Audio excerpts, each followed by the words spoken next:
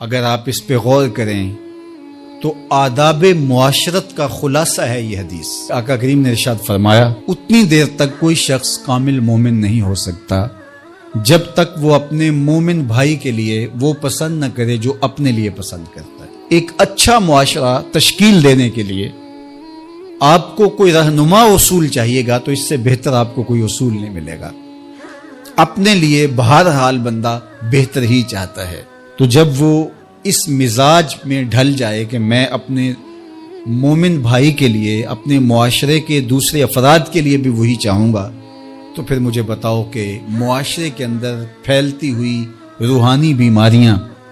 حسد، حقد، بغض، کینہ، نفرت، ایک دوسرے کو نیچا دکھانا، تکبر، رعونت، غرور، یہ ساری چیزیں یہ کہیں آپ کو نظر بھی نہیں آئیں۔ صرف اسی حدیث کو اپنا امام بنا لیا جائے اور اپنا منشور حیات مان لیا جائے۔ محمد بن حنفیہ رضی اللہ تعالیٰ عنہ حضرت علی المرتضیٰ رضی اللہ تعالیٰ عنہ کے فرزند ہیں، لیکن حضرت سیدہ فاطمہ الزہرا سلام اللہ علیہا سے نہیں ہیں، اور حضرت امام حسن رضی اللہ تعالیٰ عنہ حضور علیہ الصلوۃ والسلام کے نواسے، تو بھائی آپس میں، تو دونوں میں کسی معاملے میں شکر رنجی ہو جاتی ہے۔ شکر رنجی جس رنج میں مٹھاس ہو، شکر ہو، میٹھی ناراضگی، کوئی بغض حسد پہ مشتمل ناراضگی نہیں۔ تو حضرت محمد بن حنفیہ ایک دن بیٹھے تو سوچا کہ وہ میرے عمر میں بھی بڑے بھائی ہیں، اور پھر دوسری بات یہ ہے کہ وہ رسول خدا کی بیٹی کے بیٹے ہیں، ان کا یہ اعزاز ہے، بہرحال مجھے تو یہ اعزاز نہیں ہے، پھر جوانان جنت کے سردار بھی ہیں،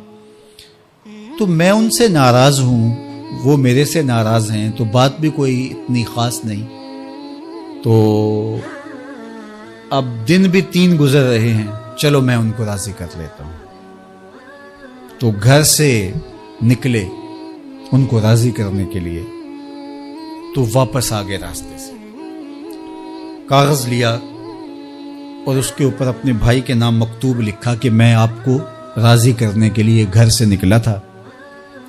لیکن راستے میں مجھے حضور علیہ السلام کا فرمان یاد آیا کہ جب 2 مومن بھائی آپس میں کسی معاملے میں الجھ جائیں، ناراض ہو جائیں،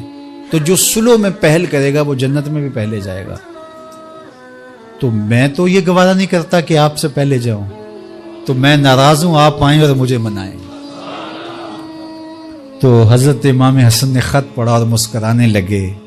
اور آپ تیزی کے ساتھ تشریف لائے اور اپنے بھائی کو کہا اچھا مان جاؤ پھر۔ تو وہ مننے کے لیے تو پہلے ہی تیار تھے نا۔ تو جب آپ اپنے مومن بھائی کے لیے وہ پسند کریں گے جو اپنے لیے پسند کرتے ہیں، تو پھر زندگی گزارنے کا مزہ آنے لگے گا۔ نفس روکتا ہے یہ چیز میرے پاس ہے اس کے پاس نہ ہو، یہ اعزاز میرے پاس ہے اس کے پاس نہ ہو، اور اس کی ایک اپنی لذت ہے اور وہ مادی لذت ہے، اور ایک ہے باطن کی روح کی لذت۔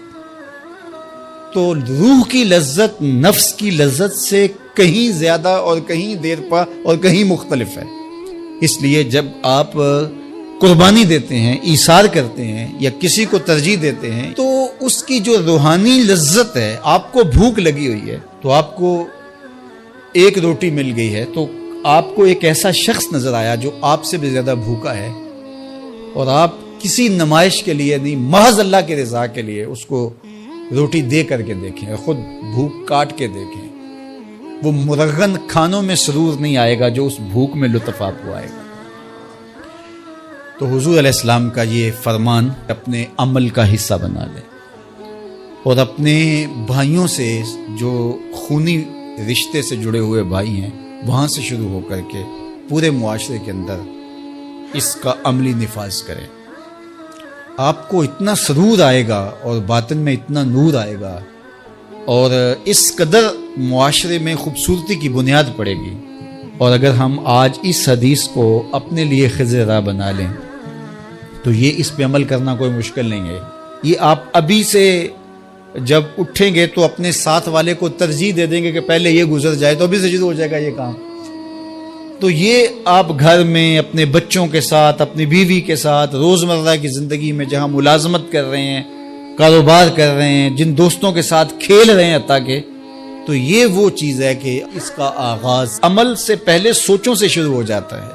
کہ آپ کسی کے لیے اچھا سوچنا شروع کرتے ہیں. جو اپنے لیے سوچتے ہیں وہ اپنے بھائی کے لیے بھی سوچیں. ہمارے بزرگ فرمایا کرتے تھے کہ کسی کے ساتھ دوستی کا ایک حق یہ بھی ہے کہ اس کی آخرت کے لیے سوچا جائے کہ یہ میرا دوست ہے تو دنیا میں میرے ساتھ ہے تو حشر میں بھی جنت میں میرے ساتھ ہو. تو اس کی ہدایت کے لیے اگر نماز نہیں پڑھتا تو اس کو نماز کی طرف لے کر آئیں. اگر اس کے معاملات کے اندر خرابیاں ہیں تو ان کو دور کرنے کی کوشش کریں اور اس کو آہستہ آہستہ اچھائی کا خوگر بنا لیں.